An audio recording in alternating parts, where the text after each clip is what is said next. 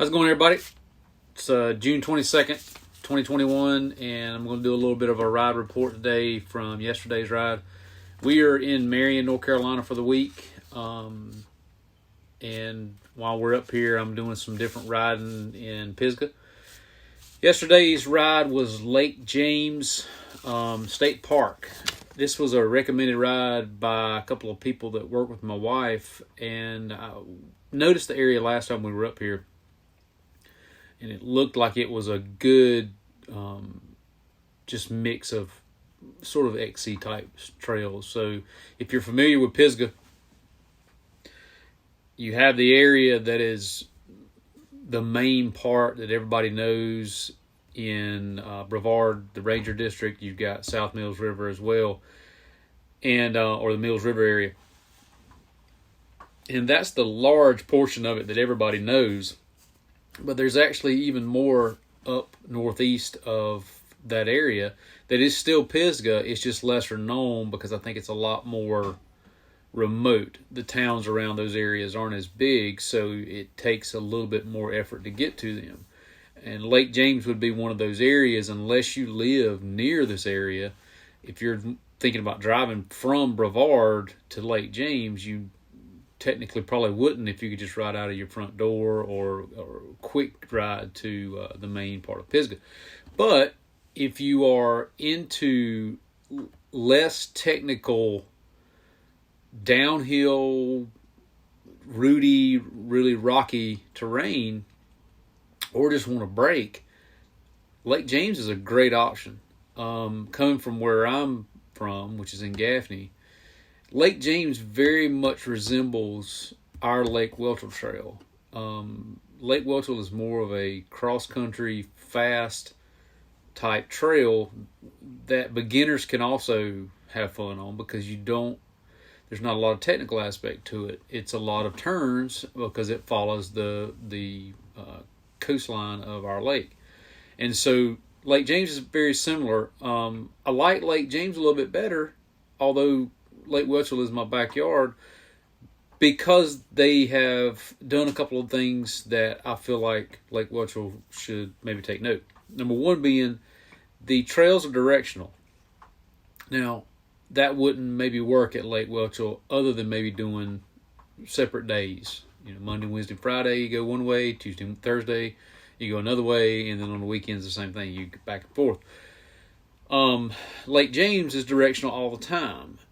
And what that does is it allows you to ride harder if you want to, because you're not thinking about someone coming around a corner on you. That's one thing about these trails out here is it's East Coast single track. It's very dense wooded areas, and you're going around corners where you may come around a blind corner. And in certain situations, that can be problematic, as you can tell. Now, this is an area northeast of Marion. I don't know exactly what the name of the actual area Lake James is in, but let's just say northeast of Marion. Very easy to find. It's part of a system that, from what I can gather from locals, they're actually creating a bigger trail system around it with the Fontaflora Trail. Actually, there's a bridge that I found out has already been completed. It's just not opened yet. So that's great, because if you look at the map, there's a lot of options out there. The main options at Lake James you have are the upper and lower Tendo Loop, which is designated as a green trail. For those not familiar, trails are rated via color and designation, green being more of a beginner easy trail, blue intermediate, and then as you go up it gets progressively harder. Black diamond and double black diamond, things like that, are the trails that most people associate Pisgah with, and those are very technical trails that can test even the most seasoned rider. So the Lake James area is green and blue, predominantly blue. The east and west Wimba loops are the blue loops. Now, the difference between the two, you come out of the same spot, which is, from what I can gather, I think it was Patty Creek's trailhead. You come out of there, you hit the trail, and the trail takes you to an area where you can either go left and go to the green loops, or you can go right and go to the blue loops. They all kind of interconnect into one area. The green loops, I said, well, I'm out here. I got out there yesterday early morning, and I said, I'm here to ride them all. So I'm going to hit the green loop first, kind of get an idea of what the area feels like. And then I'll go back and hit the blue loops and use the parking lot kind of like as a do a loop, come back if I need something to recharge, because I carry a cooler with me with more supplies. Come back, grab a bottle, take off and go more. So the green loops were green. Nothing major technical, no major climbing, no major downhills. But they were a little bit more rocky and rooty than the blue loop. So it's almost like these trails could be kind of all the same designation, I would think. I think the only reason that the first loops were considered green was because they didn't have the main up and down that the east and west wind loops did. That being said, once I got through the first time and got the feeling of what those loops was about, I was happy I made the decision to go up there because it fit my riding style to a T. Coming from a road background over the years and getting back into mountain biking, to me, man, just going fast overall is fun. Picking out a trail, doing multiple laps of a trail, seeing where I can cut time on corners, and working on corners. Corners are one of the things on a mountain bike that you don't get from a road bike. It's a different dynamic of the turn, and learning how to adjust yourself to the bike and just let the bike do what it's going to do while you're doing what you're doing. It's a lot more body movement. I noticed that right off the bat. That being said, east and west wind loop were awesome.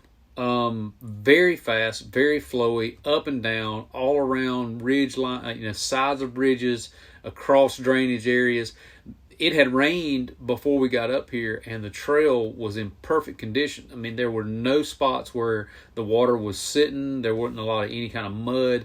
There was one small little creek crossing if you wanted to do it, which was pretty cool if you ask me. There was just a break off line that says, hey, if you want to go this way, do a little bit more technical thing. I think they had something they called a feature, which was basically a wooden bridge wide enough to ride across without even thinking about it. It wasn't a situation where it might have been like a little skinny or something where if you fell off, you're going to fall for a long period of time. It was very easily, very manageable. I took it the first time, thought, hey, that was cool. Next time I'm taking the high line.